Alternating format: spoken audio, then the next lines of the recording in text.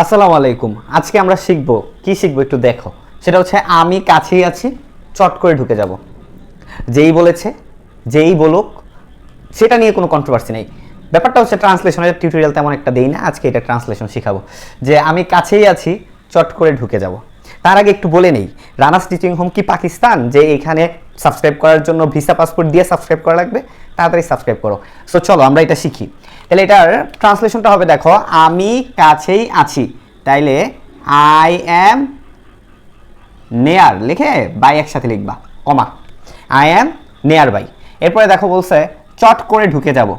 তো কি আমি দিয়ে শুরু করছি, তাই তো আমি, কে ঢুকে যাবে? আমি ঢুকে যাব। তাহলে কি হবে? অ্যান্সার হবে I will be right in. I will be right in. So হয়ে গেল যে কি আমি কাছেই আছি, চট করে ঢুকে যাব। I am nearby, I will be right in. ঠিক আছে, আল্লাহ হাফেজ।